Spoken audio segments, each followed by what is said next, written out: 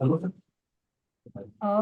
all. Good evening and a very warm welcome to all the distinguished members and esteemed guests for this webinar organized by the Direct Tax Committee of ICAI on the topic Salary, TDS and Computation of Tax. This session will be in the form of a group discussion among the speakers and the moderator. I am CA Mrudula Joshi Dapke, and it is my pleasure to serve you as a moderator for today's session.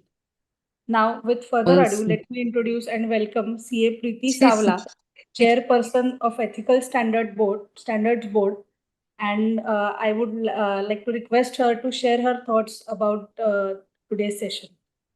Hello, good evening, everyone, and I am Preeti Savla. Thank you, Mrudula Joshi, for giving me the charge. And we have with us Central Council member Chandrasekhar Chitle sir, and sir is chairman of Direct Tax Committee of ICAI and immediate past chairman of Ethical Standard Board. And today at present we are at council meeting at Delhi. And friends, let me tell all of you the work which has been done by Chitle sir during last 2 years, more than 2 years, I can say, for bringing the revised code of ethics. This is 13th revision, and this will be like published very soon, maybe within couple of days. So loud applause for the marathon work and the mammoth task which has been accomplished by Chitle sir. The entire credit goes to him because the struggles, the kind of meetings, what he has done for this revision in the code of ethics and opening up for the practicing chartered accountants is really remarkable. Now, at present, sir is heading Direct Tax Committee. And let me tell all of you, friends, this is very, very important year, being the first year of implementation. Recently, the new Direct Tax Act has been implemented, and we are doing the DTC is actually doing a lot of work, and the Income Tax Act also has been published. And today in the council, we have also passed that this new Income Tax Act, which is printed by ICI, should be brought to the branches and to the members of the branches at concessional rate, and that will be available very soon. Maybe Chitle sir will give more light into this area because that proposal also in the council has been brought by Chitle sir only, and unanimously it has been approved also. And such other work is actually getting done at the council level. I am sure all these efforts will help our membership at large and in turn help the economy at large. Without taking much time, I would now request our chairman, sir, Chandrasekhar Chitleji, or give the charge back to Mrudula to take the activities further. Thank you, sir. Thank you, madam. Chitre sir, big thank you to you for doing such remarkable activities at the central level, and these will really benefit all us members in implementing and in taking ahead the new Income Tax Act 2025. With this, I would like to start today's session by giving you a brief background about the new Income Tax Act 2025. Our Prime Minister Narendra Modi has a Madam, before you take it further, yes. I think you have to request Chitle sir to please brief and give his opening remarks and welcome address. CA Chitre sir, I request you to please give your welcome address and your opening remarks about today's session. Yeah. Well, good evening and welcome to one and all for this particular webinar. I also today we are fortunate to have with us my colleague on Central Council, CA Preeti Savla, who was awarded the prize by United Nations for doing wonderful work in sustainability. Also, the speakers who are going to spearhead the discussions today. CA Pranav Apte, who also happens to be chairman of Pune branch, and CA Ashutosh Mate, and the moderator Mrudula Joshi, all the chartered accountants, and all of you, the friends who are in audience. As you are aware, on each Thursday, the direct tax committee engages with yourself with one or the other topic of importance during that particular time. Today also, there is no exception. As far as this new Income Tax Act 2025 is concerned, it has started its innings from 1st April 2026. And now the real work has started, because first our encounter was with TDS. So maybe on transactions, the TDS is happening, the salary TDS is happening. Now, after the first quarter ends on 30th of June, we will be in the process of compilation of returns and uploading the statements for TDS. So we thought it appropriate that maybe ahead of that, maybe the audience can have information about the important work of salary TDS, because it involves all the employees. And if there is any mistake here and there, maybe there is hue and cry at the organization. So to provide a clear idea on computation of income from salary, and also relating to TDS, okay, what is the responsibility of the employer? Maybe what information he has to collect from the employees. So this forms a very important task at the end of the HR department, assisted by the direct tax department, and mainly many professionals are undertaking this particular work relating to salary TDS and maybe other TDS. So we have these experts in the field in the form of Pranav and Ashutosh, who really have worked very well about understanding of this particular topic. They have also well read in this arena, maybe in 1961 Act, in 2025 Act. So they would be able to do justice. And this particular information will take you forward for the purpose of the coming season of furnishing TDS statements. Now the forms have changed. So you will be coming for the first time in interaction with those forms. So at Direct Tax Committee, we thought it appropriate maybe to have this topic in the last week of this month of May, and furnish you the information which is requisite to undertake your responsibilities relating to salary TDS, relating to competition of TDS. As far as the Direct Tax Committee is concerned, we have brought out Income Tax Act and Income Tax rules at a concessional rate of say 500 and 700 rupees, and together for 1,100 rupees. It was noticed that some of the members find it difficult to place orders on CDS, although the portal has been made much seamless. There is some gap in deliverance because of printing, because the orders were much more than the available quantity printed. So we have reprinted them.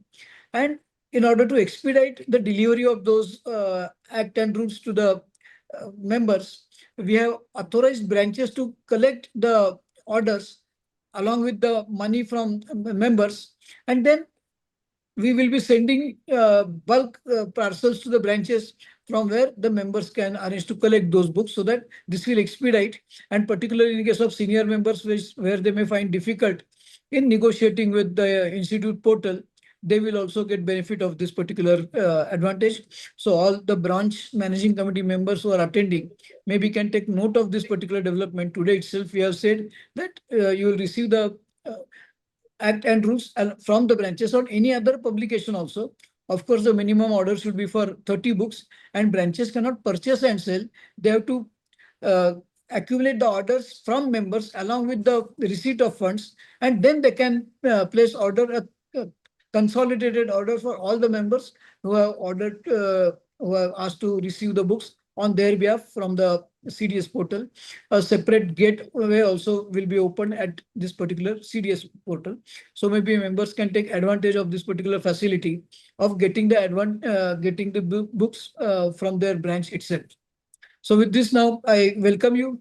If you have any queries, maybe you can post those queries on chat box, and Mrudula can ask those queries to the members, so that all your queries would be get addressed at by this evening only, before end of this particular session. So welcome to this interesting group discussion, and let us also welcome the moderator and the speakers for this session. Thank you. Thank you. Thank you, sir. Chairman है कि Left, right वाला. This I start today's session with a brief background about the new Income Tax Act 2025. Our Prime Minister, Honorable Prime Minister Narendra Modi is defining vision for India is a Vikasit Bharat by 2047. This can be achieved only by way of digitalization and technological development on a very large scale. The goal is to transform India into a fully developed nation with a strong economy, world-class infrastructure, inclusive growth, and a high quality of life for every citizen. This is not merely an economic target, but a civilizational aspiration rooted in India's cultural heritage while embracing modernity and technology. The new Income Tax Act 2025 is one of the many steps taken by the Government of India to achieve the goals for the transformation of the nation. The existing Income Tax Act 1961 has served the nation for over 6 decades, which is a very long time. However, over time, it grew into an enormously complex document which spans over thousands of sections, subsections, provisos, and explanations, often layered with amendments that makes the interpretation of the act and the law a bit different. With this around the Income Tax Act 2025, along with its rules, comes into force with effect from 1st April 2026. The motive behind the new Income Tax Act is basically very clear and purposeful. The first aim is simplification, that is to replace complex language with plain, easy to understand English so that taxpayers, employers, and professionals can comprehend their obligations without any ambiguity. Consolidation to bring scattered provisions together under a logical, structured framework, eliminating redundancies and outdated. Third is transparency and trust to foster a relationship of trust between the taxpayer and the tax administration by reducing discretionary interpretations and litigations. That is to reduce the litigations and appeals and the issues which the taxpayers face. The fourth is ease of compliance to make tax filing, TDS deduction, and reporting simpler for individuals, business, and employers alike. And the fifth objective is alignment with modern technology. The Act reflects the realities of today's economy, that is, digital transactions, ESOPs, remote employments, and cross border transactions. So, with all the five motives considering all the five motives, the new Income Tax Act 2025 is a very streamlined act, and it has uh, given us a solutions to many issues which we were facing during the time when the old Income Tax Act 1961 was in force. Uh, so, with this background, I will take the technical session ahead. Firstly, I would like to ask CA. I would like to introduce our speakers first. Our speakers for today are CA Pranav Apte and CA Ashutosh Mate. So I would like to give a brief background of speakers. CA Pranav Apte is currently a partner in the oldest firm in Pune, that is GD Apte and Company. He holds the following qualifications, that is DISA, Diploma in Information Systems Audit, Forensic Accounting and Fraud Detection, and he has completed the certificate course on artificial intelligence by ICI. He has participated in variety of assignments of audits consultancy on direct taxation, including international taxation of listed and unlisted public and private companies across various sectors. He is also a co-author of the technical guide on internal audit of automobile industry issued by the ICI. He's a contributor to the guidance note on tax audit under the section 44 of the Income Tax Act 1961 issued by ICI. He is also nominated as a member on the ICI WIRC committee for Ind AS and IFRS for FY 2020 and 2021. He is currently the chairman of Pune branch of WIRC of ICI for financial year 26-27. I would like to also take this opportunity to introduce our second speaker, CA Ashutosh Mate. He's FCA DSA. He has done diploma in IFRS ACCA, and he's currently a partner in CV Chitra and Company, which is a firm based in Pune, and he qualified in 2016. Sorry. He has professional experience in statutory audits, tax audits, GST matters, and taxation of individuals, taxation of non-residents. Uh, author, uh, he has also handled assessments and appellate proceedings before income tax and GST authorities.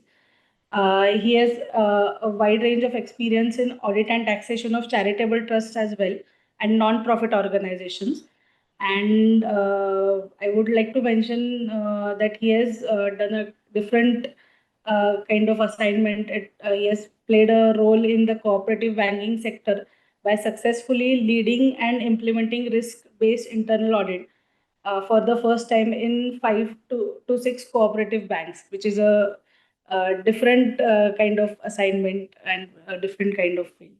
So I welcome both the speakers, and I would like to start the technical session by asking CA Pranav sir that what are the key changes in the new Income Tax Act 2025? And if you can give us an overall structure or changes, whatever have happened in the new Income Tax Act as compared to the old one. So, thank you so much, CM Rutula, for such a wonderful introduction. At the outset, I would like to thank Direct Tax Committee Chairman, C.A. Chandrasekhar Chitale sir, for giving us, both of us, all of us rather, opportunity for sharing our views on the new Income Tax Act pertaining to the head salary income and the TDS aspects of it. I would also like to thank Chairman Pankaj Shah sir in absentia for this opportunity. And also, I would like to extend thanks to CA Priti Savla madam, she has explained us the various initiatives that has been taken by the ICEI in terms of code of ethics, along with the Chitle sir, who has done various contributions, which will be definitely helpful for all the members at large. So with this, I would like to thank the Direct Tax Committee as well as all the staff of ICEI for giving us the opportunity for this wonderful session. So the coming back to the question, before we actually move on to the technical session on TDS on salaries and as well as the computation of salary income, I just would like to give a brief background about the new Income Tax Act 2025.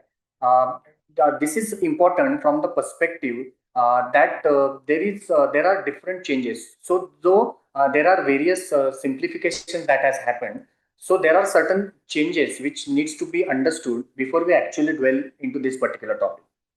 So as you all are aware, that 1961 Act was introduced in 1961 with originally only 298 sections. But with the various amendments over the years, the total number of sections were around 819, along with the various provisos and the explanations which were later on added under various sections. So this particular amendments or the provisos or the explanations have made this act a little complex to understand and to read. So in order to ease out the tax complications, or rather the act, then a comprehensive review was taken by the government, and with the introduction of the new Income Tax Act 2025, now the section stands at 536. So the number of sections have actually reduced from 819 to 536 with removal of various, I would say, the provisos and the explanations which were there in the earlier act. So this has, to some extent, has made the law simpler. Similarly, there were certain provisos and the sub clauses, those were there. Those have now become the subsections of the main section, so that it has increased the readability of the particular section and the provisions of the act. So, to explain the basic objective, what we understood is that first is simplification of law, which is there once these particular aspects are being covered. Simultaneously, the objective was to eliminate the complex language to enhance the readability in terms of the Income Tax Act of 2025 and of course the rules 2026. Then there was an objective to remove the redundant or the repetitive provisions. So like we discussed in the subsequent slides, as far as the TDS was concerned, there were as many as 65 sections which were there, right from section 192 to 195, then section 200, so on and so forth, which contain the similar provisions for the similar sections, like the amount which you have, the paid or credited whichever is earlier, then you have to deduct so and so tax. That was a common threadbare among all the sections, but those were being mentioned in different sections. So in order to remove the duplicacy of the same and the redundancy of the same, all these sections have been now clubbed into three main sections, that is 392, 393 and 394, and the compliance of the rest of the sections, so on and so forth. So this has actually removed the repetition of the various provisions of the act in order to eliminate the repetition of it. Simultaneously, there were many sections which have become redundant because of the sunset clauses. So in order to remove those, this particular comprehensive review of the Income Tax Act has also actually helped, and all those redundant sections have been removed from 2025 Act. Another aspect was reorganizing of the logically the various sections under one. Like in today's seminar, we are having a section of income on salaries or the TDS on salaries. So which were spread across various sections, right from section 15 to 17. Then there was section 10, which were giving certain allowances. Then the deductions were there in section 80, so on and so forth. So in order to read the act in a comprehensive manner, the reorganization of the act was very much essential, which this particular new act has actually, I would like to say that probably in majority of the cases it would have addressed the various issues, and this act has been reorganized logically for the ease of understanding of this particular sections. So it definitely represents a transformative step by the government toward building more transparent, efficient, and direct tax system in India. So definitely this is a welcome move, and we have to consider these changes, and accordingly we'll implement the various changes that has happened in Income Tax Act 2025. So another 3-4 points which I would like to cover before we actually move on to the various technical aspects in terms of new act is that there is a textual and a structural simplification, like I mentioned earlier. Simultaneously, there are no major policy tax changes. That is again a definitive thing which gives a confidence to the investor in terms of tax rate stability and in terms of the various sections for the definitive heads of income and the TDS credit and advance tax, so on and so forth. So based on this, there are these are the major changes which I would say that has been made in the Income Tax Act. Simultaneously, couple of more I would say the changes which will be impacting thing. Firstly, is the replacement of the terminology previous year and the assessment year. So earlier, we all are aware that whatever income that is getting accrued was accrued in the previous year, and that was getting taxed in the assessment year. So now with the new change in Income Tax Act, they have done away with the concept of previous year and the assessment year, and now they have introduced the tax year. That means whatever income that is there, that will be taxed in the same year, that will be accrued in the same year and the taxed in the same year. Yes. Tax year is the new concept which has been covered in the Income Tax Act.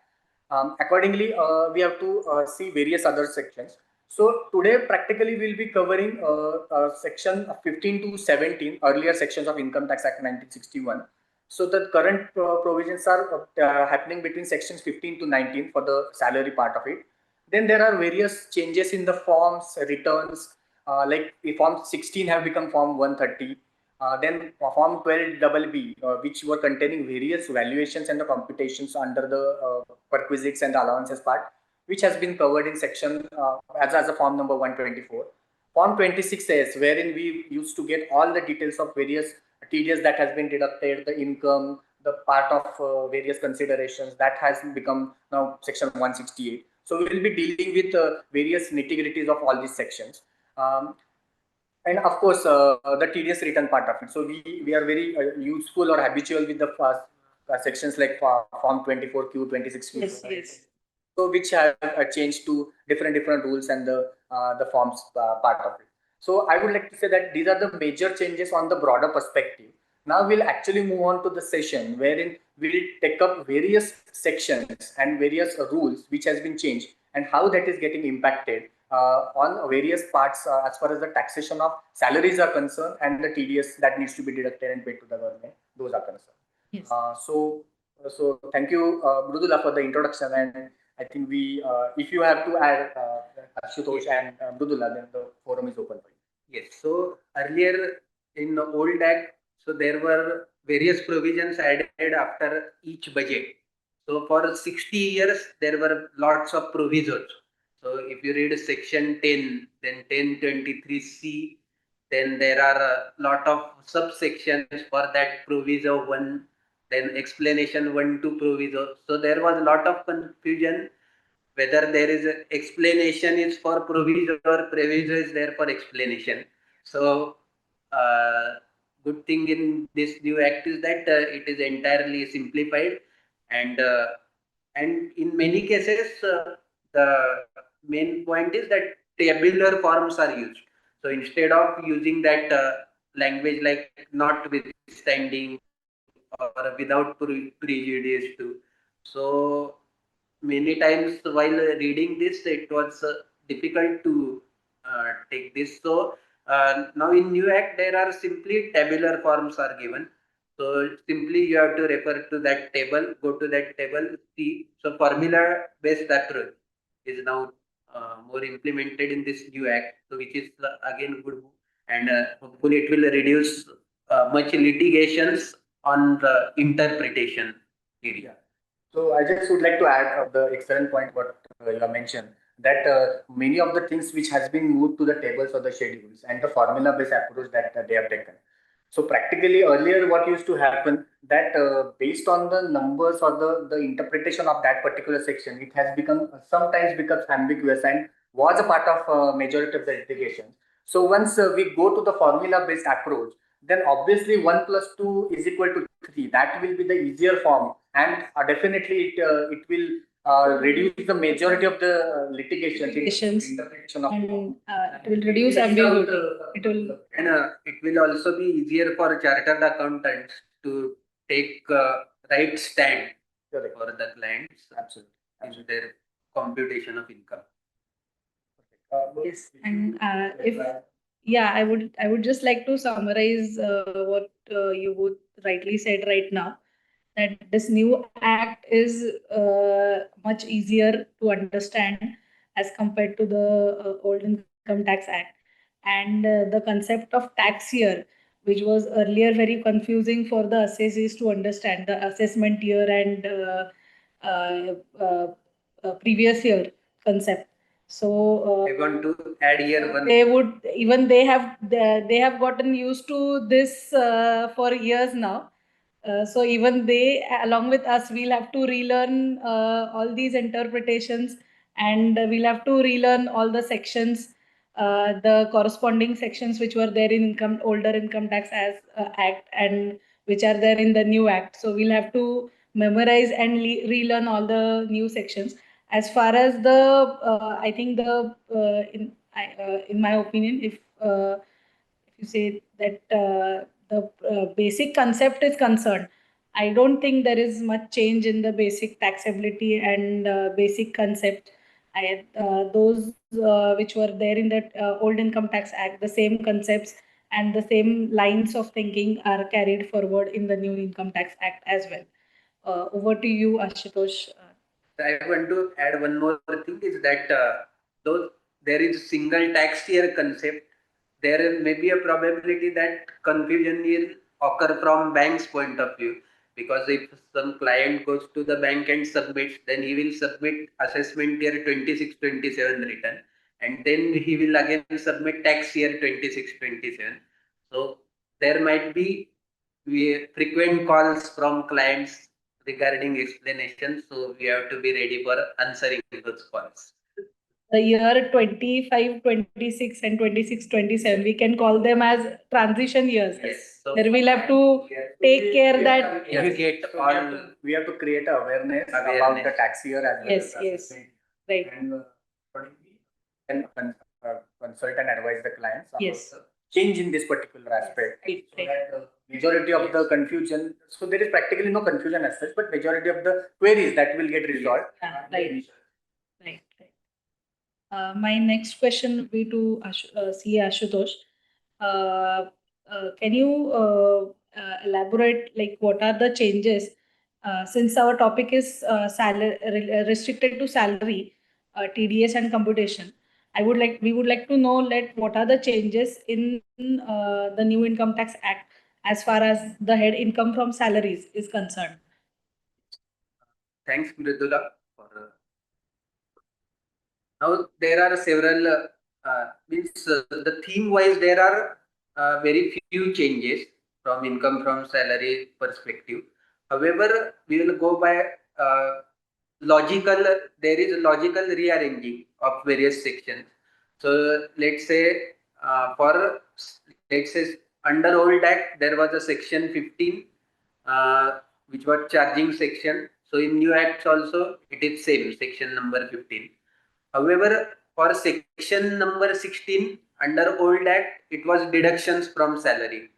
However, in new act, first salary. So in earlier act, the sequence was section 15 charging section 16 deductions from salary, and then section 17 is definition of salary, perquisites, and profits in lieu of salary. However, in new act now, more logical rearrangement is made. Means first charging section, then all the definitions. So section number 16 is definition of salary. Then section number 17 is definition of perquisite. So what is perquisite is explained there. Then section number 18 is profits in lieu of salary. So that concept is explained. So in section 15, it was charging section. Then 16, 17 and 18 purely definition and conceptual clarity was given about the salary. Then in thereafter in section 19, deductions will start from there onwards. So section 19 is for deductions now. And now if you compare old act and new act, then in and again there is confusion about the old regime, new regime, and old act, new act. However, in new act also the old regime is available and new regime is also available. Yes. So this concept is as it is carried forward in new act also. So in new act now under old regime 50,000 is available as standard deduction, and in new regime 75,000 will be allowed as standard deduction. So again if we go for the TDS perspective, so TDS sections earlier section 192 was a salary, and now coincidentally the 192 became 392. So in salary, it is very easy to understand section numbers.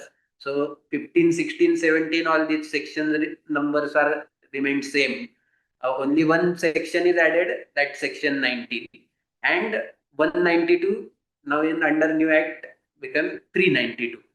So that way we can remember it more easily, because still we have to learn this new terminology, entirely, because Form 16, we are aware of Form 16, but if we suddenly say give Form 130, then even CH can become blank now. So now Form 16 has turned into Form 130. Then again Form 12BB. That was earlier.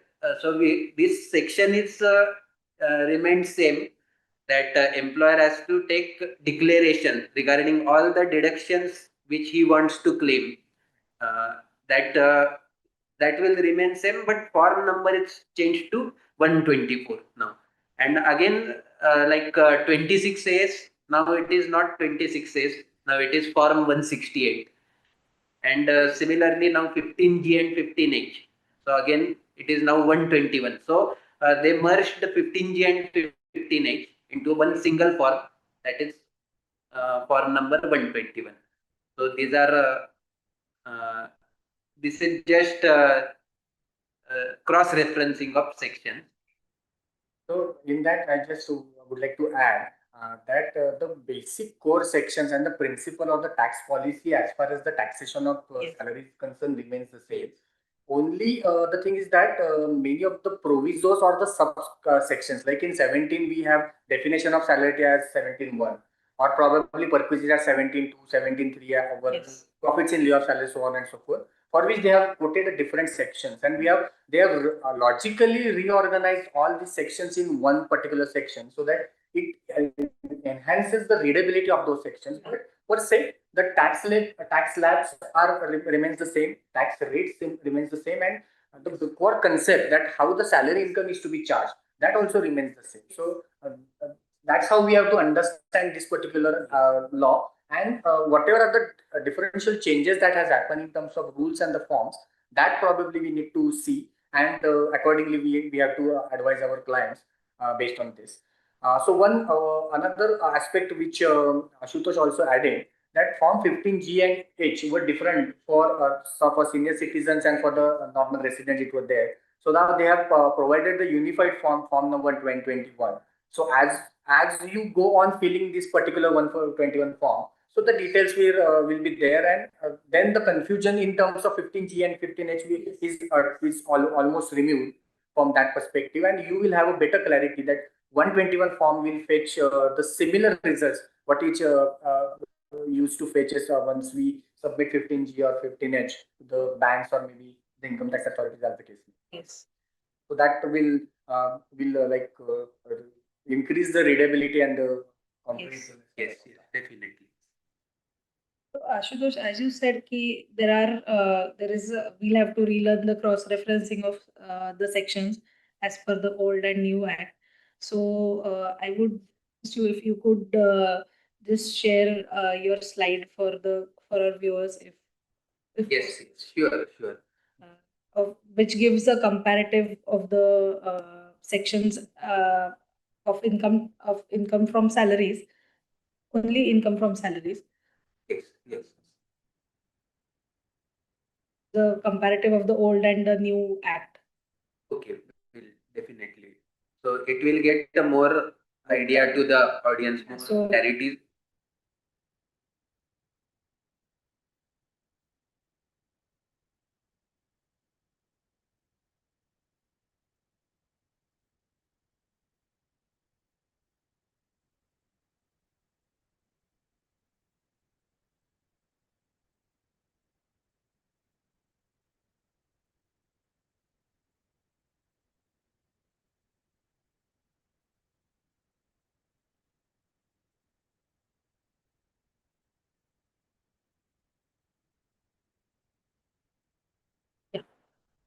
Now, So here we have a comparative of the sections as per the old Income Tax Act, and the section numbers as per old and new Income Tax Act.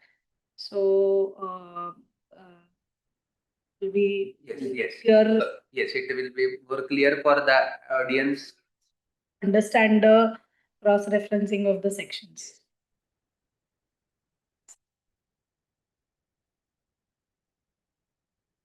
I would like to ask CA Pranav, like what is the taxability of perquisites under the new Income Tax Act as compared to the old one? And are there any changes in the valuation rules, and are there any changes in the taxability rules as compared to the old act? So, what we will do, we'll try to segregate these particular aspects into two parts, rather three parts, like the sections are also being different in terms of perquisites, in terms of allowances, and profits in lieu of salary. So, as far as the perquisites are concerned, so you all are aware that different perquisites were there. Let's say the motor car perquisite was there, that rent-free accommodation was there, or there are certain other perquisites like a free meal coupon was there, or maybe gift from the employer was there. So all these perquisites were there. Over and above that, in terms of profits in lieu of salary or the perquisite as the case may be, the ESOPs or the RSUs were also there. The employee stock options, purchase plans, those all were there. And as far as the allowances were concerned, so those were having different allowances like children education allowance, hostel expenditure allowance, so on and so forth. So firstly, I will try to cover the perquisite part of it. What are the different changes that has happened to the perquisite part, which was there in the earlier sections, and now those are there in the current act as well. And then we'll move on to the probably the allowances part of it and the profits in lieu of salary and ESOP part of it, so on and so forth. So as far as this motor car perquisite valuation is concerned, so obviously it was there under the old act also that the engine capacity was the minimum threshold that was there. That is 1.6 cubic liters was the capacity which used to be there, engine capacity. So if it is up to 1.6 liters, the reimbursement was obviously something different. And if it is more than 600, 1.6 liters, the expenses were different. So IT Act 1962 had prescribed for the older version at 1800 per month plus 900 for the chauffeur if provided. So the basic underlying the thought process is that the engine capacity needs to be 1.6, below 1.6, means up to 1.6 or above 1.6. Simultaneously, this expenditure has to be incurred. So the employer or the employee, as the case may be, if they are bearing the expenditure, that means they are actually incurring the expenditure and it is getting reimbursed to the employee, then this particular, what I would say, the perquisite valuation and the allowances of the deduction will be there to that extent. Rest, anything which is paid over and above that will obviously be a taxable event or as a part of my taxable salary that needs to be seen. So in the first case, if the motor car is owned and hired by the employer, so the employer is owning that particular car and he is in turn or hiring that car and in turn is giving to the employee for official purpose or official duty purpose as well as for the personal use. So if typically if it's only for the official purpose, obviously the entire expenditure will be allowed and nothing will move to the salary per se. But if it's a common thing that some of the vehicle is being used for the office purpose, some is for the personal use, then 1800 was the earlier 1800 per month plus 900 per month for the chauffeur. It was the allowance that was being considered. And if the engine capacity was more than 1.6, it was 2400 and 900 for the chauffeur as the case may be. With the new act, they have increased the limits to 5,000 and 3,000. That is 5,000 for the purpose of running the vehicle and 3,000 for the purpose of chauffeur per month. And if engine capacity is more than 1.6, then it is 7,000 and 3,000. So in effect, they have increased that particular limit from up to 3,200 in the basic thing, and for the chauffeur it is 22,100 common for both. And for the newer region, obviously 5,600 was increased in terms of that. So definitely with the increased inflation, this particular change was long awaited, which they have brought in terms of rules 2026. So IT rule 2026 talks about this particular. At the same time, if the employee is bearing that particular expenditure, then obviously the terminology remains the same. But the expenditure which is taken as allowance is around 600 and 900, which has been rose to now 2,000 rupees for the running and 3,000 for the purpose of driver. And above 1.6 cubic liters, It was 900. Now it has been increased to 3,000 per month. So in nutshell, the logic or the spirit of the charging remains the same. Only the amounts which were there earlier, it has been increased to that extent that we need to consider. So price level of 1962 and 2026 are different. So they have increased that. So it is very well. Absolutely. So these were value. And one more aspect that we need to consider is the valuation of electrical vehicle. So now, in terms of the electronic vehicle, we have to consider the valuation of that electronic vehicle that should be same with a motor car which is having engine capacity not exceeding 1.6 liter. So practically, whenever there is an electrical vehicle, we have to consider the valuation with the motor car with the engine capacity up to not exceeding 1.6 cubic liter. That's what we have to consider in terms of this particular perquisite is concerned, and obviously its allowance in the salary is concerned. So anything over and above that will be treated as a part of my salary, and it will get taxed, which also used to happen earlier. And the same spirit of the section remains the same. Only the valuation part has increased.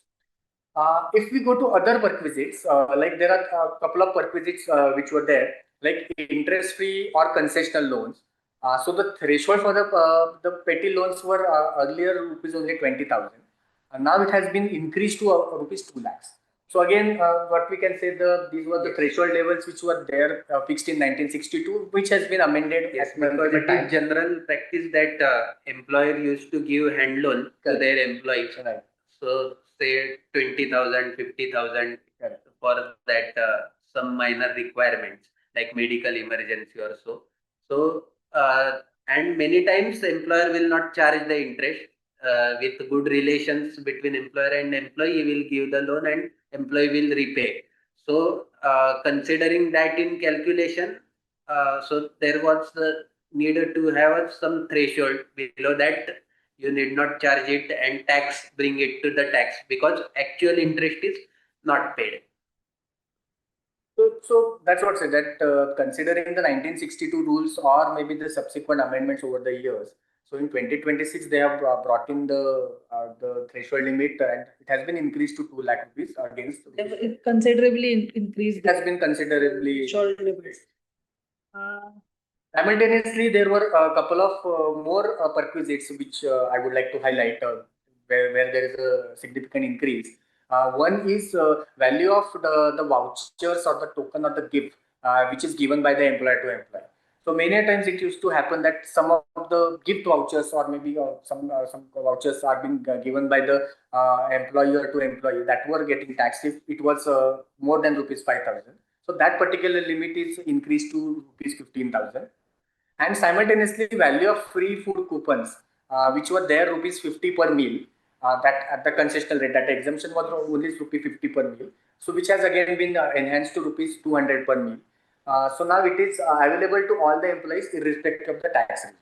So the employees will get exemption of rupees 200 per meal for the purpose of a free meal or the coupon which is given by the employer. Again, these are the amounts which has been increased as a result to the specific part as far as the perquisites were concerned. So before I move on to the other parts of the perquisites, like or the profits in lieu of salary in terms of ESOP, I would request Ashutosh to take up the some of the part of the allowances which has been increased, or there has been a change apart from those were there in the earlier sections. Yes, thank you, CM Pranav, for enlightening us. So we'll move towards now allowances. So while going for taxation of salary, there are mainly one section is perquisites, one section is allowances, and another section is deductions. So if we go through all these three, then most of the salary we can say that it is covered. So now going towards allowances. Now in perquisites valuation, the increase is against the assessee, we can say, because he will have to pay more that tax. But good thing is that allowances are in favor of assessee because he will get more deduction for that allowances. So we'll go towards that. So first, earlier there was a children education allowance of rupees 100 per month per child. So if we practically think, then in 100 rupees we can buy only a good Cadbury or a small Cadbury. That's it for 1 month. So now for children education allowance, now it has been increased to rupees 3,000 per month and maximum up to 2 child. And further, hostel expenditure allowance, the threshold is also increased from rupees 300 per month earlier to rupees 9,000 per month, maximum up to 2 children. So this was again a welcome move, and this is allowed only for old regime. So earlier we used to talk that old regime is beneficial only in few cases, only if that very high house rent allowance is there and also home loan is there, then also all ATC, ATD deductions were there, and again there was a disability deduction, then only old regime will be beneficial. But now due to increased hostel expenditure allowance and children education allowance, now think this 3,000, suppose 3,000 per month multiplied by 2 multiplied by 12. So it will come 72,000. And again for hostel expenditure, 9,000 per month multiplied by 12 multiplied by 2. So if we consolidate both these, then it will come around 2,88,000. So it is quite handsome amount which will be allowed as deduction. And again, if we consider all that meal and voucher allowances, non-cash gifts, then there is substantial deductions are also allowed under old regime also. So now, while filing the income tax return, everyone has to go case to case basis rather than directly saying that new regime is beneficial. Earlier, we were saying that no, forget about old regime, directly go in new regime. However, now we have to calculate and guide properly to the that client that this old regime, if these things are applicable, then you can save tax, so go for the old regime. And while giving declaration to employer also, he has to tell to the employer that I am going for old regime, or I am whether I am going for new regime or old regime. So it would be better that while uh, even you can change that regime at the time of filing the return. However, better to calculate it early now itself, and while selecting only select the correct regime. Yes. So it will be more beneficial to that employee also, and TDS will be calculated as per the tax liability on that. And one more change is also there in house rent allowance. So house rent allowance in earlier also the deduction was calculated as exemption was calculated like that list of the three things. First is actual HRA amount received from employer to employee as an allowance. Second was the rent paid by employee to the landlord in excess of 10% of the salary. And third was 50% of the salary. Yes. So now the change is that change is in 50% of salary criteria. So earlier there were only 4 cities were there for that 50% of salary was the criteria, and for all other remaining cities 40% of salary was the criteria for calculating the allowance. However, now the 4 more cities have been added, which are big cities and having population more than 50 lakh, like Bangalore, Pune, Hyderabad, Ahmedabad. These are really big cities. So these are also added, and so for we are Punekar, so we are very happy that now this deduction is increased to 50% for all employees living in Pune city. As rightly said by Ashutosh, that regarding the metro cities, the earlier 40% was eligible in terms of other cities other than the four metros. But now, four apart from the four metros, like he said, Bangalore, Pune, Hyderabad, and Ahmedabad will also fetch 50% as a HRA deduction, the minimum of three. So that definitely will be an added advantage To the taxpayers who are residing in these particular cities. So at this juncture, definitely we will consider the old regime versus new regime and the different impact that is there in terms of various these allowances and perquisites. So let me just once again clarify that in the new act and also in the old act, the old regime and the new regime, that is earlier the 115 BSc was there, and the parallel section is in 2025 is also there. So the old regime and new regime tax system remains same in the old act as well as in the new act. Of course, there have been changes in terms of the various thresholds and things like that. Yes, the exemptions. And obviously the exemptions, but the basic spirit of the section remains the same. So, like Ashutosh pointed out, that in each and every case, we have to see on case-to-case basis which are the allowances those are being incurred by the assessees, whether he is actually eligible, whether he has actually incurred the expenditure, he is having the proof, that proofs are appropriate. Yes. We have to consider each and every aspect of it, and on case-to-case basis, we have to rework that particular salary, and accordingly we have to advise, so whether to go for the old regime or for the new regime, and so on and so forth. But for the sake of clarity, I would reiterate that for financial year 25-26, that is AY 26-27, still the 1961 Act will be there. Right. So we will take up some of the aspects in the future slides in terms of the transitional provisions. Yes. But for 25-26, my act is prevailing act is 1961 only, and whatever returns that needs to be filed, that is under the old act, like ITR 1, 2, 3, 4 as Right. it may be, that needs to be filed as far as 25-26 financial year. That means AY 26-27 is concerned. From 26-27 tax year is concerned, then we will move on to the newer forms and the newer tax returns that will be notified in the subsequent period. So that needs to be taken care of. So accordingly, we have to consult, and accordingly we have to move ahead. Yes. So I think if you want to add anything more on perquisites or allowances, there. Otherwise, I'll be discussing some of the parts of the ESOP in terms of perquisites and the rest of the taxation. Yes, actually, there are.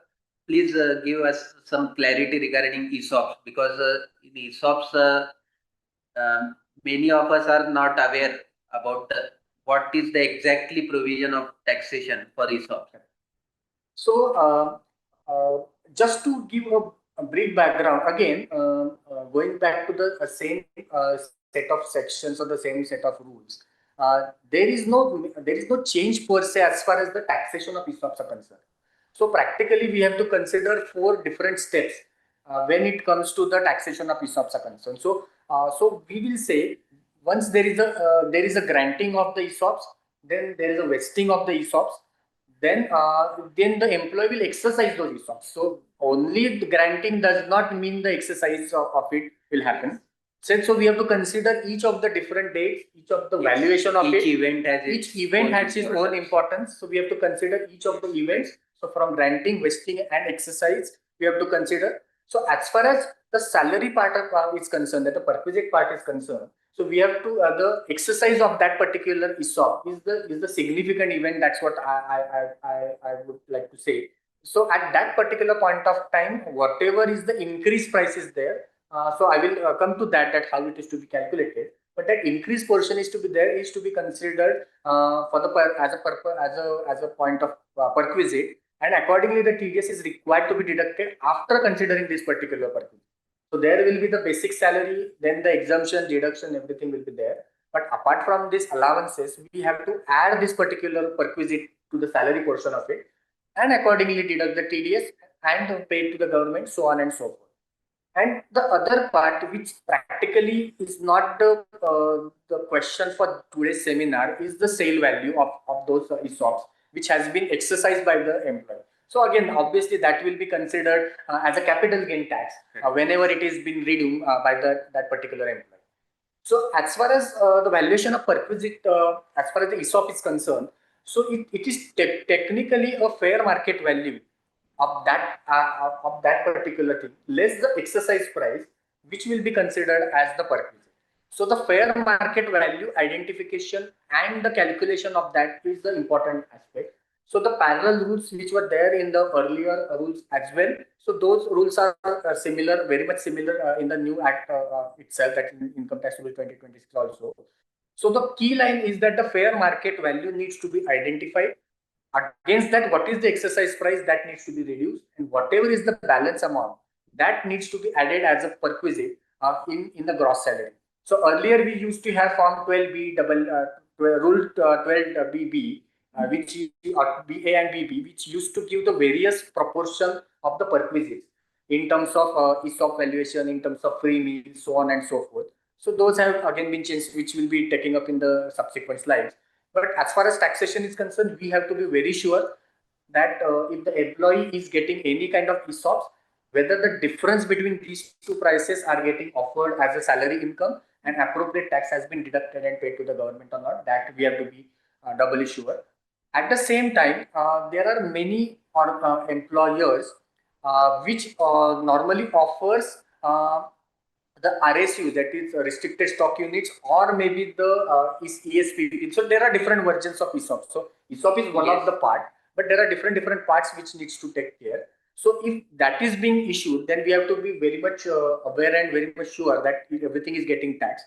Simultaneously, there may be some instances that the employer and employee both are a resident in India, but sometimes the ESOPs or maybe some other product of let's say holding company that is also being issued to the employees, then again we have to see whether the appropriate tax has been considered or the perquisite has been considered in the employee salary or not, and accordingly it has suffered the tax allowance or not, because since he is a resident of India, so the global income becomes taxable in India. So we have to take care of that part also. So we have to be doubly sure about whether every income is getting mapped or not.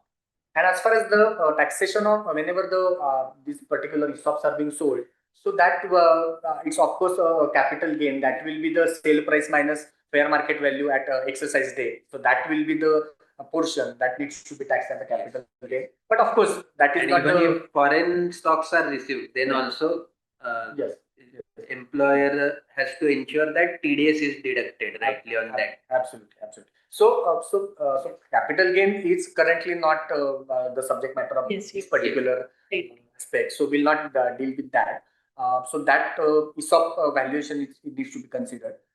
Simultaneously, so there is some relief which has been granted by the recent budget for the startups. So now, so basically we have to understand that why the ESOPs are being issued. So one of the aspect is to retain the employees in that particular organization, and they simultaneously the employee should also get a benefit of the increased prices, that is capital appreciation of the prices. So it's the both way win-win situation for the employee as well as employer. So from the startup perspective, the moment the startup issues any ESOPs, obviously it increases the TDS portion as far as the employee is concerned, because that much amount which he's actually not getting, but he is getting the value appreciation in terms of value increase, that is getting taxed in the year in which the ESOPs are being exercised. So that sometimes becomes little challenging for the employee to make the tax payment, and becomes a tax burden for him. So in order to give some relief, so they have introduced that the TDS on ESOP perquisites is deferred, and deferment is up to 48 months from the date of exercise.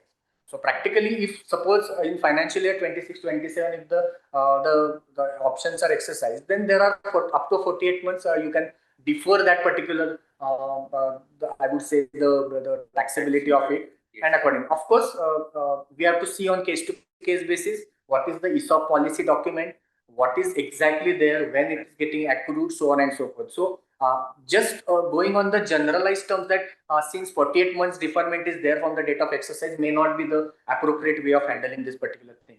So we have to be very sure about the policy document as well as the recent circulars, amendments, rules that is coming up with the act. So we have to see each and every aspects of it, and then probably we'll advise. Yes, but it is actually a very good incentive for a startup, because it may happen sometime that if TDS is more than even cash flow, actual cash flow, because the value of that market value of that company is so high that 30%, if he goes in 30% tax bracket, then his actual in hand salary might go very low, or maybe that from cash flow point of view it might be very burdening.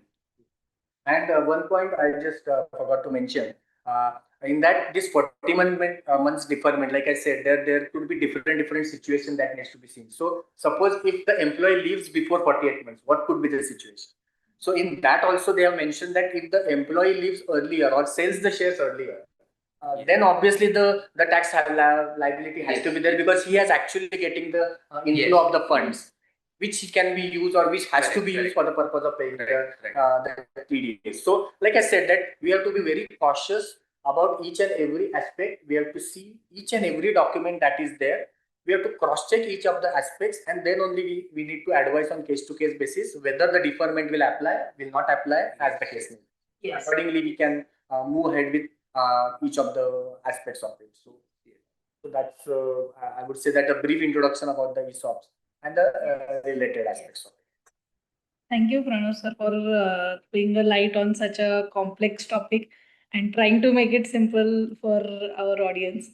And thank you for sharing even the practical aspects and the practical issues which are there in ESOPs and in general perquisites as a subject.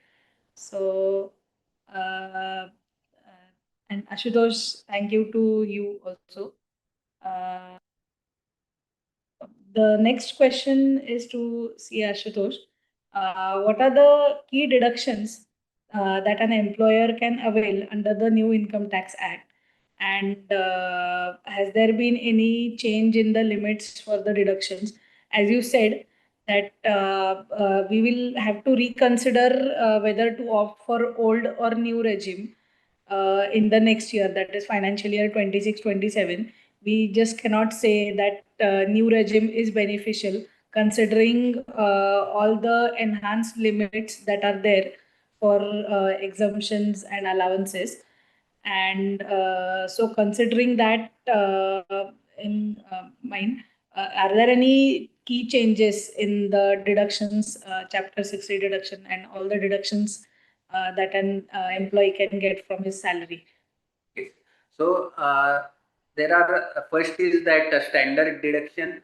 So I will go first for all deductions in old regime.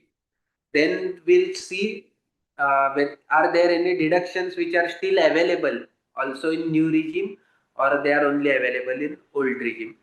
So for old regime, standard deduction is there at rupees 50,000. Then as we say, allowances are there, children allowance at 3,000 per month. Then children hostel allowance at 9,000 per month. So up to two childs. Then there is a older section 80C. Now there are new sections. There is a series of sections from. So if we say that there are 123 now under new act, section number 123 to 154. This chapter 6A of old act is now entirely shifted to section 123 to 154. So earlier the ATC, ATD, that terminology was there. Now simplification is in way that there are no subsections or A, B, C, D like that. Simply 123, 124, 125, and you have to go on till 154. So now earlier section ATC and now in new act it is section 123. Now earlier in 80 CCD1 was there, so it has now become 124. So like that till 154 there are almost 31 sections. So which will give the deductions, but there are no major changes in these deductions. Only the section numbering was more logically uh, given. So now that 1,50,000 ceiling is also there now for that section 120 to 123. Then for mediclaim insurance, there is deduction of up to 50,000. Then for NPS, if there are two types of NPS, if there is a scheme in which employer is also deducting and contributing, then the limit is 10% of salary and 14% of salary for government employees. And if employer is not contributing anything, but if employee wants to contribute or he wants to directly, if there is no scheme is available in employer-employee relationship, then he may open it on his own through NPS, that Prana account, and he will get 50,000 as an additional deduction for that. So that is also available in old regime. So here this employer's contribution to NPS is available both in old regime as well as in new regime. So it is better from employee's perspective to opt for it. So it will serve both the purposes. He will have a good amount, decent amount of saving till the age of his retirement, and further he will get this entire 10% of salary as a tax-free portion. So he will save that tax on that amount, and further he will get a good amount of return on that this contribution also, because this contribution will be invested in markets, mutual funds, or so. And again, HRA exemption is also available in old regime. Of course, it is not available in new regime. However, in old regime, it is available. Then leave travel allowance is also there. So, which was same as earlier up to the 75,000. Then profession tax, which is paid, it is for Maharashtra, it is 2,500, and it may be for other states it might be different, but whatever amount actually paid and deducted from employee's salary, he will get that deduction. Then again meal voucher, as we have discussed. So all these are available in old regime, and for new regime there is a standard deduction of 75,000 and 10% of salary or 14% of salary as a NPS. So it is available under both regimes.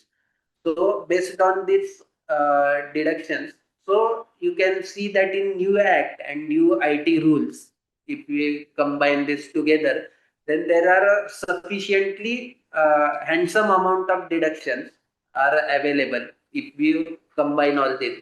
I think Pranav sir will better explain that with the help of example also.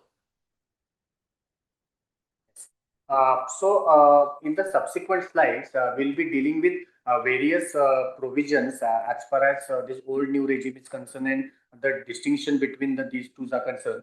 But just one aspect I would like to add, that if the new regime is being opted, then this 10% NPS portion, it will be there, that up to 14% can be the percentage that can be opted if a particular employee opts for the newer regime. That clarification is there. So we have to consider again case by case whether the old regime is there, new regime is there, whether 10%, 14%, what is the exact percent that needs to put in.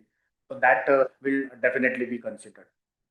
Uh, uh, so, uh, so what we will do, we'll try to cover some more deductions and the rebate part of it, and then the slab rates part of it, and then obviously we'll go for the example, wherein we'll try to deal with the two case studies. What I would say that wherein what is the taxability as far as the old act is concerned under the old regime and the new regime, and similarly for the another case study where again we can put in under the old regime and the new regime. So before we move on to that particular section, I would just like to clarify or rather throw some light on the rebate part of it. That is section 87A, which was the earlier section for 1961 Act. So now, which is now 156 under the Yes. new Act. So, so as we all are aware that under the old act and under the old regime, any income up to rupees 5 lakh, that is the total taxable income. If it is less than 5 lakh, then 12,500 or the 100% of the tax, whichever is lower, that was supposed to be getting the rebate under 87A. So, if suppose someone is having the taxable income, let's say at 4,50,000 rupees. Still, the tax will be calculated between 4,50,000 minus 2,50,000. So on 2 lakhs, 5%, whatever is the tax that will be there. But out of which 87 the rebate will be there 100%, and the ultimate tax liability will become zero.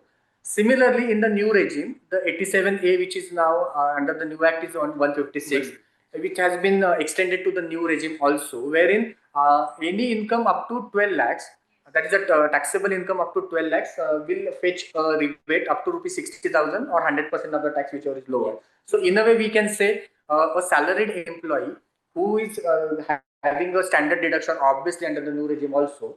So up to 12.75 lakhs, there will practically be no tax that needs to be paid. That's what we say. However, the tax will still be calculated above 4 lakhs. So from, if the income is, let's say, 11 lakh 30,000, the tax will be calculated from 4 lakhs to 11 lakh 30,000. But because of section 156 or 87A, after the rebate, that taxable, that tax liability will become zero. So that will be a fundamental difference that needs to be understood. Similarly, we have to consider the marginal relief also. So if suppose practically if it happens that suppose tomorrow if the income comes 12 lakh 10,000 rupees. So from 4 lakh rupees to 12 lakh rupees, 12 lakh 10,000, the tax will be calculated, but it will be restricted to the amount of the tax that is being increased because of this 10,000 increase, as against the 10,000 increase which has been given to them. So if the tax calculated is more than the what the increase is getting, then the marginal relief is there, and only 10,000 maximum tax can be added to your taxable income. So that is the amount that we have to consider. So marginal relief also we have to consider along with rebate of section 87A and so on and so forth. Another part is in terms of section 89 also, but there are various I would say the implications that needs to be seen, so which probably will take up in the example. So we have to consider 87A as well as the marginal relief as well as 89 while actually coming to the taxable Yes. part of it and computation of the income as far as the salary part is concerned. Yes. And I think 87A or 156 will not be available for special category of income, because Honorable Finance Minister in her budget speech also put a light on this, that 12 lakh limit is for normal income and not for special case income. So for a short-term capital gain or long-term capital gain, again the tax will have to be calculated according to that 12.5% or whatever applicable to that particular. So what we will do now, I will try to explain with the help of example that how the old and the new regime will be there. So I will just share my screen.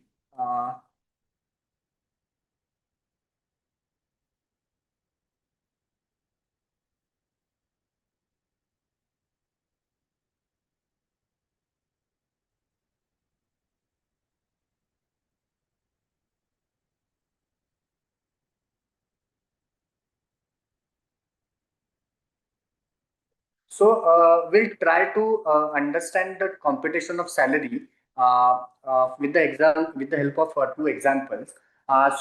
Before we move on to this particular example, we need to understand two aspects in terms of this old regime and the new regime. So as far as the new regime is concerned, we have to consider the various allowances that were there, like HRA was there, children education allowance was there, leave travel allowance was there, or earlier chapter 6 deduction, that is from 80C to 80G was there. So which is now is 123 to 154 as the case may be. So those particular allowances or the deductions will not be available as far as the new regime is concerned. Those all allowances and deductions are still available at the old regime, that we had to understand. Like old Act of 1961, the new regime is the default regime. So Right. unless you opt for the old regime, so you are compulsorily into the new regime only. So default regime is the new regime, and if you want to opt in or opt out of the new regime, then you have to select that old regime and accordingly go ahead with that. One particular aspect, that is 115 BSC, was the earlier section for the individuals and the AOPs, BOIs. Now, which is 202 is the section wherein we have to consider that if it's a salary income is there and no other income practically is there. Like if there is no business income per se, then we can pick and choose to be in old regime or the new regime on year-to-year basis. So, but if you are having the business income, then probably we have to consider that only one-time exercise option is opt-out is available. So, as far as only salary income, that is non-business income, are concerned, probably we can switch in or switch out or opt in or opt out each year for the purpose of new regime and the tax regime. But one thing we have to consider is that the new regime is the default regime, and accordingly we have to consider the taxation part of it. Of course, one of the NPS portion is allowed under the new regime, and standard deduction obviously is also there in the new regime. Rather, it is in enhanced 75,000 instead of rupees 50,000. So that is the case. So in case one, we'll try to understand that how the taxability will be there as far as this particular aspect is concerned. So the basic salary, will just take an imaginary example that my basic salary is 5 lakhs. Obviously, HRA is 2,50,000, which is there in the salary slip. Maybe the leave travel allowance, children education allowance, conveyance, hostel allowance, so on and so forth. So the gross salary is around 11,48,000. And these were some of the investments that were made in terms of ATC, ATD, housing loan interest payment, and ATG donation, so on and so forth. So we'll first take up case one study, and then we'll take up the case two study. So in the case one study, so what I have tried to plot it is under 1961 Act, what will be the scenario as far as the old regime is concerned and the new regime is concerned, and similarly, what will be the position when we come to 2025 Act under the old regime and the new regime. So in nutshell, I would like to say, as far as the new regime is concerned, majority of the allowances and the deduction remains the same. So practically, there is no major impact as such as far as the new regime is concerned, unless there is some part of NPS which has been considered. And accordingly, the I would say the taxability remains the same. But in the old regime, under both the acts, there will be a significant gap. Like we discussed in the earlier slides, that we had the greater increase in terms of house rent allowance, maybe from 50 to 40% to 50% in terms of 4 cities that have been added. Maybe the HRA or the leave travel allowance or the children education allowance that has been changed. So the HRA, children education allowance, hostel allowance, meal coupon. So these amounts have been added. Maybe the car allowance which we discussed about the things, those have been increased to a greater extent. So all these are having a bearing on the old regime, because all these allowances are exempt in the old regime, which were not there in the new regime. So if we compare the first column and the third column, obviously the first part, the standard deduction and the profession tax is unchanged. So my net salary becomes 10,95,500 in both under the old act as well as under the new act. A significant difference is in terms of HRA. Like in the second column, we can see 2,50,000. So I've taken an imaginary example, like minimum of 3, what you discussed and you rightly pointed out. So I have considered 40% and the minimum of 3 was coming to 2,50,000. So I have categorically considered 2,50,000 as my HRA. And since I have considered Pune or Bangalore or Ahmedabad as the city, so since he is getting 3 lakhs in the earlier slide, what we discussed that in the first case he was getting 2,50,000, in the next case he's getting 3 lakhs. So whatever is the amount that he's getting, the minimum of 3 lakhs will be the situation wherein he can actually get the entire deduction of 3 lakhs instead of 2,50,000. There will be an increased allowance as far as the children education allowance is concerned, like you rightly pointed out in the earlier slides, that if we comes up to the total, it comes to 2,88,000, that is 72,000 and 2,16,000.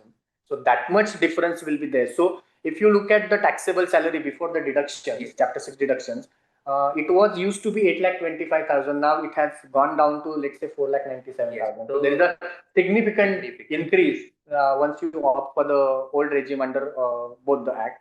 And of course, rest of the deductions like we discussed remains the same, may it be ATC, ATD, ATG, or as the case may be. And ultimately, the tax liability in the first regime comes to 4 lakh 900 and 70 to 500 in the new act as the case is concerned. But of course, considering the rebate what we discussed in the earlier slide, so there will be a net tax liability of 0 under the old act as well as under the new act. And since again the 87A rebate that is also available to the new regime, so there will be practically no tax liability as far as the taxation of a new under the new regime under both old act and the new act is concerned, because there will be rebate of around 47,300 under both these circumstances. One point just I would like to add that I probably we have missed while discussing the deductions is that earlier the deduction, let's say ATC was there, so it used to give the entire list of the investments that can be made under that particular section. So let's say contribution to the PF, contribution to the PPF, LIC premium, so on and so forth. The fixed deposit with the bank with the specification of being a ATC particular FD that used to be there. Now with the introduction of the various sections like 122, 123, so on and so forth, the actual list of investment modes, that of investment options, have been shifted to the schedules. So practically earlier we used to read only section 80C for the purpose of understanding what is the maximum limit and what are the options that are available in order to get that particular exemption. But now we have to read both the sections simultaneously, both section 122, 123, along with a particular schedule, let's say schedule 14, as far as this ATC is concerned, so that we will get the modes in the schedules and the threshold limit that we will get in the section. So simultaneous reading will help us in order to achieve the exact amount that can be permissible in that particular scenario. So, so I hope this particular case study 1 has thrown some light. Yes. So we'll take up case study 2 also, and then we'll have some more elaboration in terms of the old regime and the new regime. By seeing this case study, it seems that new act has really opened the doors for old regime. Yes. So like you rightly pointed out in the earlier discussions that on each case-to-case basis and on individual basis, we have to consider whether the old regime is preferable or the new regime is preferable. So we cannot say that blanketly that the new regime is beneficial to the assessee. So we have to see on case-to-case basis. In the case study 2, I have tried to capture a scenario where the threshold income is more than my basic rebate portion. Like in the first case, 12 lakhs it's more than 12 lakhs or more than 5 lakhs as the case may be. Rest all the aspects remain the same. Only the point that I am trying to make here is that the 87A rebate or the rebate under 143 as the case may be is not available once we pass the threshold limit of 5 lakhs or the 12 lakhs as the case may be. But since in this example for this, in the first case, the income is more than around 75,000, and in the new regime the income is more than around 73 lakhs, and the tax liability which has been rose is probably lesser than what the increase is getting. So the marginal relief is practically may not be calculated in these particular circumstances. So if it would have been a very border case, like 5 lakh 1,000 or maybe 12 lakh 2,000 rupees, then probably the marginal relief would have been applied and the tax liability would have undergone change. Of course, I'm not considering the various parts of surcharge and the cess and all the parts. So I'm trying to restrict it to the basic, considering the various other allowances. So for the purpose of this particular example, I've considered some of the aspects. So in order to work out this particular liability. So I think this particular case study, I think will be helpful for understanding that how to conceptually have on this particular aspect under both old regime and the new regime, in both under the old act as well as under the new act. Yes. So we can consider these parts.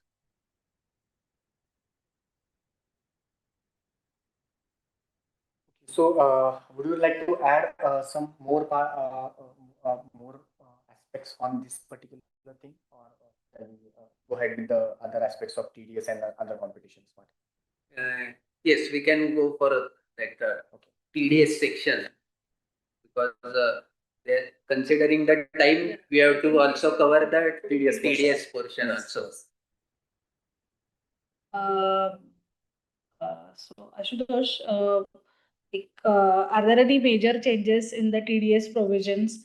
And if you can touch upon the changes in the section numbers and section codes. Yes. And are there any changes in like the old act there were multiple sections, and in the new act it's consolidated under only one section. So if you can just throw some light on that. Yes. So now in new act, it is more simplified, because for TDS now you have to read only section 392, section 393, section 394, and section 395. So 392 is for TDS on salaries. So the logic remains same. You have to deduct the tax on average rates, means by computing the total income of the employee, and based on that you have to deduct the tax in such a way that in 12 months entire tax liability would get deducted. So let's assume that if a 14 lakhs is salary and tax liability comes out to be 2 lakhs, just for the sake of example, then 2 lakh divided by 12, that would be the each month's TDS, and employer has to deduct this and deposit to the government. Then again payment due dates are same, that is 7th of next month for each month, and for April it is 30th April, for March it is 30th April. Then again the section number 393 is for all other payments. Actually it is not the subject for today's discussion. However, we'll just touch upon that entire sections from 194C to that 194T, remuneration to partner, like that latestly added sections. All these sections are now merged into only one section, section number 393. And this 393 section is simply divided into tables. So one table is there for payment to residents, another table is there for payment to non-residents, then again another table is there for specified payments like lottery, or that where directly a 30% tax rate is applicable. So in this way it is divided into systematic manner, and so now reading is quite easy. And again earlier there was a start of each section there was repeated wording. For example, for 194C, you will see that there are in each section threshold limits were given, like that if you are individual or HUF and your last year's turnover is less than 1 crore or 50 lakh for professional, or instead of this repeated wording, they have brought a new concept called specified person. So in each table, they have given in front of that section whether if payment is if payer is a specified person, and and specified person is defined. If a turnover for previous year is less than 1 crore or 50 lakh like that, then that specified person has to deduct. And for pay also, nature of payment is given, like contractor, and this way it is it is put in very structured manner. Then section 394 is for tax collection at source. So all the TCS sections are now merged into only one section, section 394. And then section number 395 for lower or nil TDS certificate. Earlier it was section 197. That process will remain same. You have to apply for the lower deduction certificate. Then there will be a hearing, and then you will get the certificate. However, now only 395 will cover this entire section. So in this way, they have reduced the number of sections and given the tabular form in more simplified manner. So this is overall change in the TDS aspect. So, I think as far as calculation and computation of TDS is concerned, it will be done as it was done in the old act, right? And they have clubbed the entire TDS under the head salaries in one section, that is 392. So, it will be easier for even the assessees to make the TDS payments under that by selecting only that one section and making the payment. Or And are there any? I want to add one thing, that one more very good move was in TDS payment earlier. Suppose let's say section number, you have different 5-6 sections you have to make payment. Let's say 192, you have to make 194C, you have to make 194J, you have to make I8, and so on. Now they are also in Chalan system in online portal. They have also brought a one good thing, that you can only make one chalan for entire 1 month. So it is very much easier that let's say I have to, my total TDS liability is say 2 lakh rupees, and it is bifurcated into uh, earlier years 94C, B, and J, like that. Let's say contractors liability is 50,000, professional is 50,000, then commission TDS liability is 50,000, and salary is suppose 50,000. Then earlier I have to make 4 different payments, but now in only one chalan I can do this only by adding that section codes or new TDS codes. So, and another thing is that now new TDS chalans are code based. So they have given the serial numbers like 1001 to 1093. So 1001 might be for salary to government employees, 1002 for other than government employees, and like that for contractors also. One more thing you have to keep in mind is that earlier only 94C you have to specify while making payment, but now you have to mention specific code, like that 1022 is for 1% TDS. That is, if pay is individual or HUF and you are deducting tax at 1% for contract payment, then you have to select the different code. And for 2% TDS, you have to select another code. So while making payment as a CA, we have to inform to our clients or that while making payments, please bear in mind that this is the change.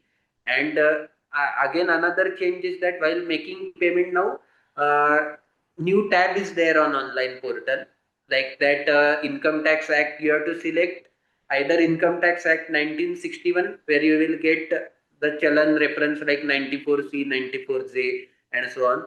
And if you select Income Tax Act 2025, then you will get these new challenge like 392 sub table number this, then you will get code like 1001, 1002.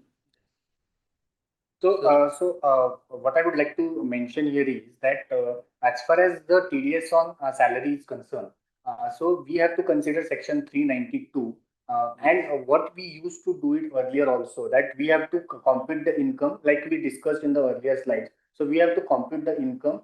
We have to get a declaration from the employee about any other income which he might be having, like house property income could be there, or maybe income from interest income could be there, or any other income could be there. So he has to practically declare. Accordingly, the employer has to work out what is his total income which is there, and based on the slab rates what are applicable to him, he has to work out the exact tax liability, and those needs to be apportioned at average rates. So accordingly, he has to deduct that much amount of tax and pay it to the government at the appropriate date. That's the similar situation we have to consider in the new act also. Only the difference is that instead of section 192, we have to consider 392. And for all other TDS sections, which is currently not the subject matter of this particular presentation, but there is a consolidation of the threshold limit. I would say the applicable limits, or maybe the repetitiveness of those particular section wordings have been removed as far as the sections are concerned. Similarly, like you rightly pointed out that earlier we used to pay only a challan under a particular section, let's say 192, 194C, 194J, so on and so forth. But now while paying, we have to consider the challan code also, like sub code we have to consider, like it is visible to the members that for section 192 there are two codes that has been defined as 1001 and 1002. So 1001 is for the government employees other than the union government, and for all other employees the subcode requires to be made is 1002. So practically what we have to consider that while paying the TDS under section 392, there will be two subcodes, and we have to appropriately select that particular code. Yes. In order to get the details appropriately filled in the return. And of course, once the TDS payment is made, then we'll move on to the various TDS returns and the things like that. So we have to consider in mind that section 392 is the core section. We have to look at it, and what we used to do it in the old act, similar things we have to consider in the new act, but with the newer tax allowances that has been proposed. Obviously, the tax rate and the tax slabs remain the same, but the concept remains the same as far as this is concerned. And only on part of it, we have to consider the subcodes of it. And we briefly discuss about the due dates also, like in case of the TDS payments April to February, the 7th of the month or 30th as the case may be, all those dates remain the same. Only the quarterly returns, that the forms that used to be there, so those forms have been changed in terms of instead of 24Q or 26Q, 26EQ as the case may be were there. So that has probably been changed under 138, 140 as the case may be. But of course, the return and old part remains the The forms for declaration have changed, and the form numbers have changed. The forms for declarations have changed. In some cases, the forms are clubbed for ease of, I think, providing the information by the employees. So those are changed, and the due dates, I think, remain the same. Yes, there is one change that due dates of TCS return are now aligned with TDS return. Earlier, 15th was the due date for a TCS return, and 30th was or 31st was the due date for TDS return. But now TCS is also aligned with the TDS. So payment dates and return dates are properly aligned so that assessee can easily file the return at the same time for TDS as well as TCS. And considering the time limit what we have, so what we will do, we'll take 2 or 3 more slides which we would like to discuss regarding the applicability and some more part of the transitional provisions. So we'll take one by one those slides, and probably we can add up to that. Yes. Various aspects of it. So like we said, that as far as the TDS is concerned, the basic concept remains the same. that we have to estimate the total income, we have to deduct the tax divided by 12 annually, and then we have to pay appropriate tax in that context. And that squarely applies to the old regime as well as to the new regime. Only one point again that may not be the discussion matter, subject matter for this particular presentation, but there has been on 21st November 2025, the new labor codes, 4 labor codes have been notified, which have an impact on the basic salary and things like that. So accordingly, whenever there is a the increase in the salary, we have to ensure that whatever TDS has been deducted is deducted at an enhanced value. So if suppose there has been any restructuring of the salary, so whether that restructuring has appropriately been captured while deducting the TDS. So it may not so happen that the average rate of TDS that needs to be deducted is reduced significantly, and then the revision needs to be made. So we have to be again advising the clients that whatever increase or decrease as the case may be has been there, accordingly the tax is getting deducted at appropriate rates or not. That's what we have to consider. One more practical aspect which we have to see is in terms of the transitional provisions. So again, the situation will be like it has been mentioned that whatever rules or whatever are the circulars or the notifications, or as the case may be, or maybe the contracts for that matter are there. So that will be carried forward as is, unless it is not in contravention with the new act. Yes. So that older notification of the circular remains the same unless it contravenes with the provisions of the new act or the new rules, as the case may be, or there is any specific circular, the notification that is being issued by the CBDT for the purpose of this section. So one practical question that may come up is in terms of the contracts. So in many of the appointment letters of the employee, there could be a situation that the TDS will be deducted at the rates mentioned in Income Tax Act 1961. So this particular line or this particular, I would say, the terms and condition may not be valid at this point of time, because 1961 Act is technically repealed from 1st April 2026. Of course, there are some savings in terms of that, but practically one may have to take a view that whether to change that particular terminology in the appointment letter, saying that the tax rate as may be applicable or as per the prevailing Income Tax Act, that could be one of the recommendation that could be there, or probably then we have to suitably reword it accordingly. That practical call needs to be considered. So technically on paper, if we say that act is no more there, because 2025 act has already been introduced from 1st April 25. So that practical caution we have to say. Second part is in terms of the TDS that has been deducted and that needs to be paid, or probably that needs to be carried forward. Like in the earlier discussions we talked about, is in terms of that whatever the TDS or the amount is considered for the purpose of financial year 25-26, then we have to consider the older act, that is 61 Act only, for the purpose of filing the TDS return or for the purpose of filing the income tax return for financial year 25-26. So whatever the new forms are being applicable, so that probably needs to be taken as far as the 2025 Act is concerned. So still, whatever files, that 31st May is the last date to file the quarterly return for the Q4. So that caution needs to be taken. And obviously, in the 31st July being the due date for the ITR, that we have to consider in that particular terminology. So we have to be cautious on that. One more practical aspect that I would like to mention is in terms of the probably the carry forward of TDS. So if more TDS is being deducted, so what will happen to that? That we practically needs to be considered. And similarly, if there is a change in the code, like instead of 1021, if 1022 is being considered, or as the case may be the situation. So how it is to be considered, that one may have to reconsider in the light of 2025 Act. So that we will definitely be considering in that particular things.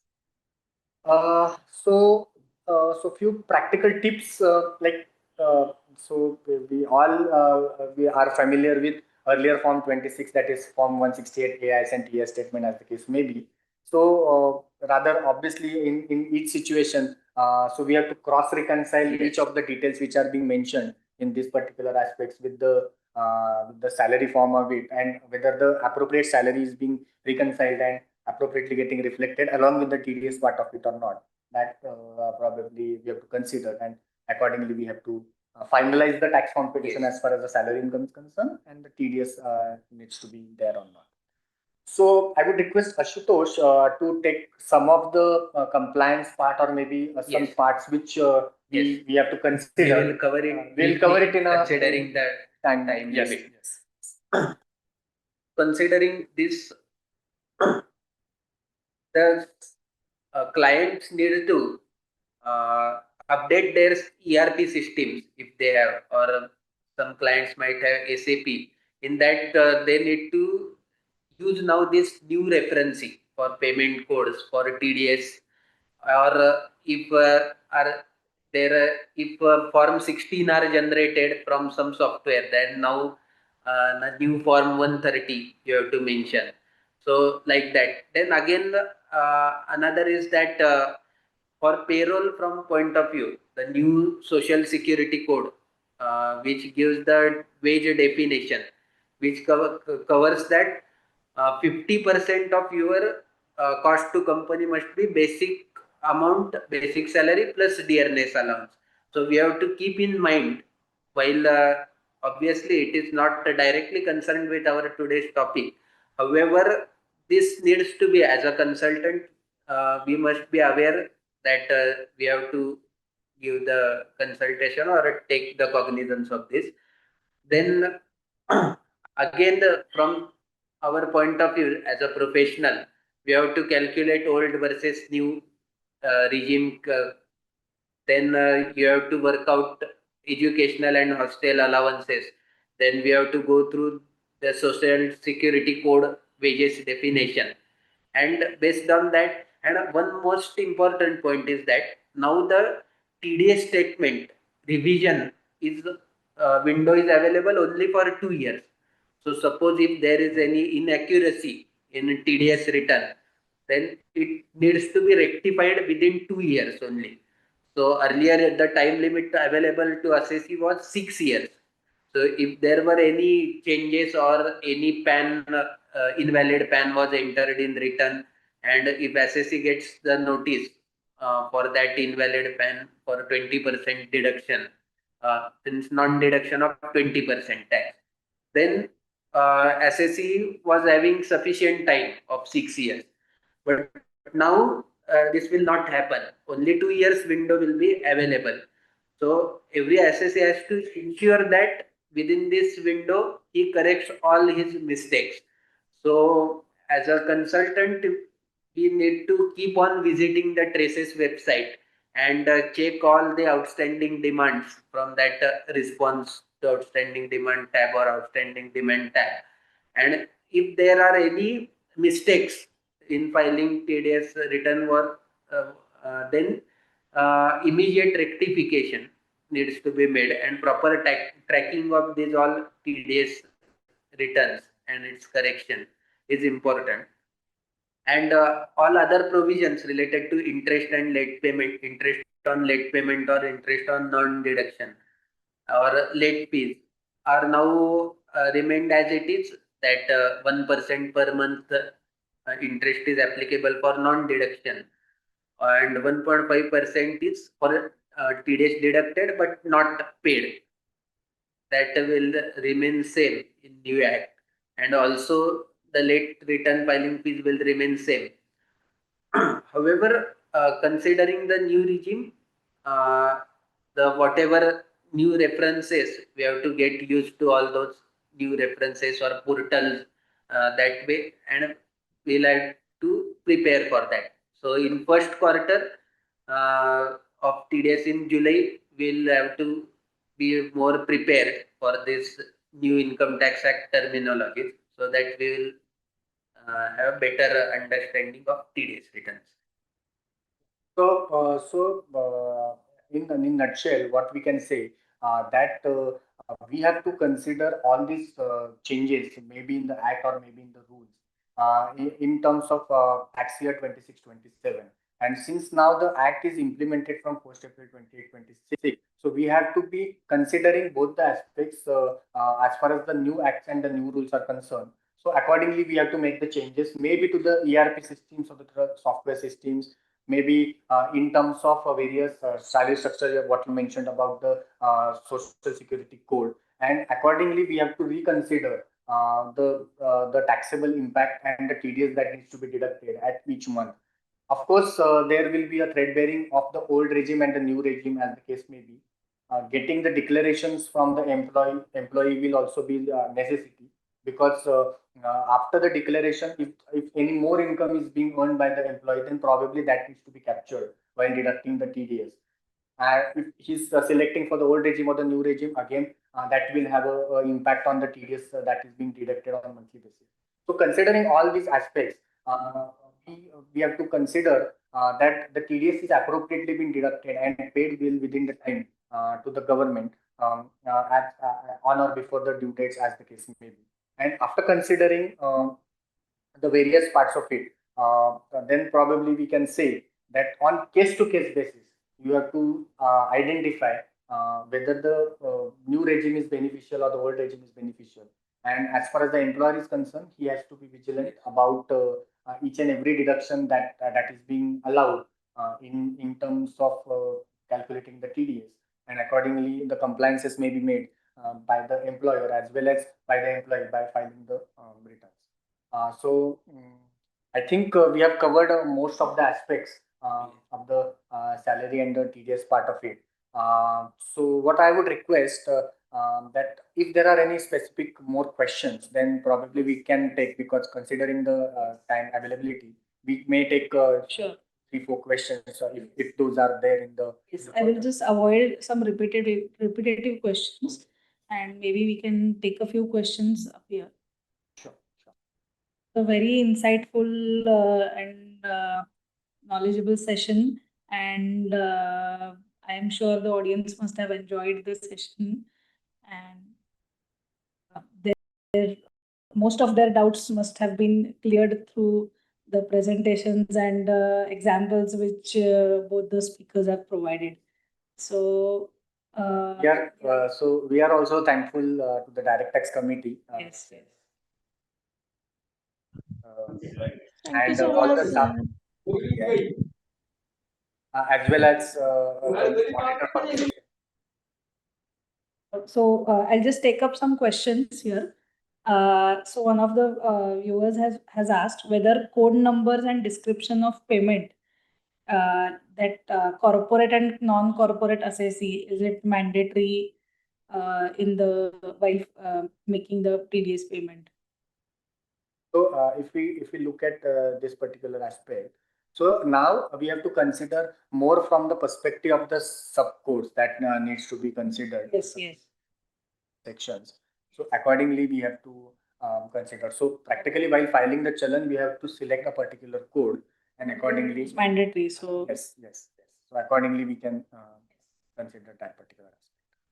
Yes, corporate and non-corporate options are still available. Those options are still there.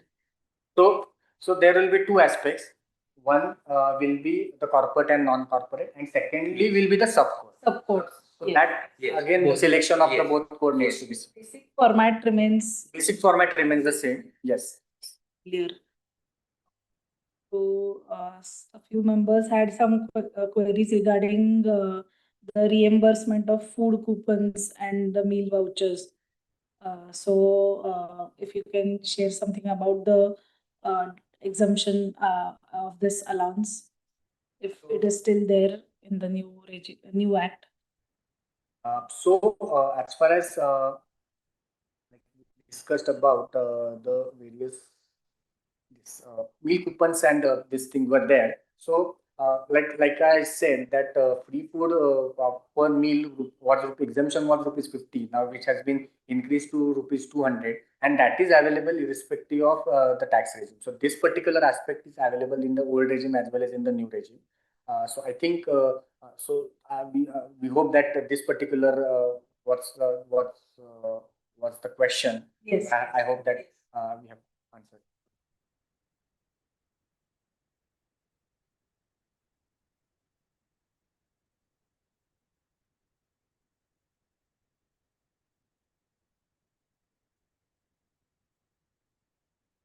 There was one more question on interest-free loan. What will happen to the loan having opening balance below 2 lakhs? And same way, how to deal with the original loan below 2 lakhs granted in previous year having outstanding balance obviously below 2 lakhs. So in my opinion, till 31st March 2026, 1961 Act was prevailed. So any loan which is given prior to 31st March 2026, probably it will continue in the same way. But of course, we'll have to wait for the clarification from the CBDT. But as far as in my opinion, that any loan means the outstanding loan prior to that will have the effect as it was there in 31st March 2026 Act is concerned. And from 1st April 2026, anyways, the loan limit has been increased from 20,000 to 2 lakhs. So for the newer loans which has been granted, probably in the tax year 26-27, so it will have a bearing as per the new act. That's what my opinion is. But of course, we'll have to wait for the FAQs or maybe more clarification from CBDT in terms of this particular question. Because still there are so many aspects. Obviously, the department has taken excellent initiative to release the FAQs also, Yes. along with the acts and the rules to clarify majority of the doubts. But there are some more probably the could be the things which will be the aspects that needs more. Okay. Definitely. Yes. There's one more question. Academic research allowance, is it exempt in the? That, to consider, because in the earlier act it was there. In the new act, I will just see table.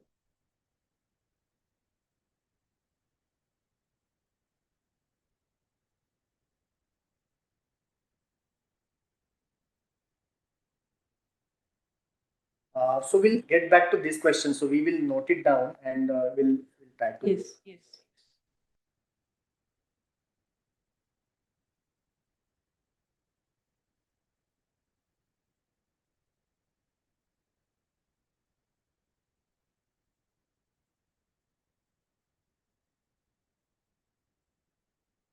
I think there are a few more questions which are practical oriented. Maybe since our time. So if there are there, maybe we can take. Madam, can we take one or two questions? Do we have the time? Office team?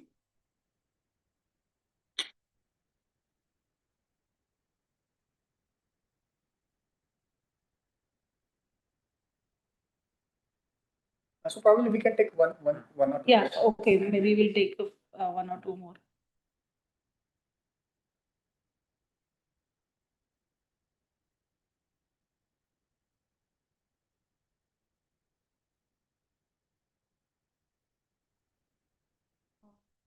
There's one question. How can we modify the FYI section in challans wrongly paid under Income Tax Act 1961 instead of 2025 regarding payments made for April? So there is not yet we have not yet clarity about this. However, while filing first quarter return, till that time we'll most probably get something from department, because in earlier law carry forward of TDS was allowed for 1 year. For example, FY 24-25 challan can be used for FY 25-26. But for 25-26 excess paid challans, how we can use, whether we can use or not, or how to use that in practical aspects, most probably will by that time we were there for filing Q1. That time we'll get clarity till that time. Probably we need to look at the traces portal also. Yes, we need to keep checking the traces portal if they have And or maybe alternatively we can do that. We can make the payment under the new challan, and for the old challan probably we can claim the refund. Yes. That one practical aspect can be considered. Or maybe we can reach out to the jurisdictional AO and make the application for the challan correction also. That also can be Yes. possible. That I think this Yes. way also can be explored. But of course, like he said, that we need to get some more clarity on this practical aspect of using this carry forward.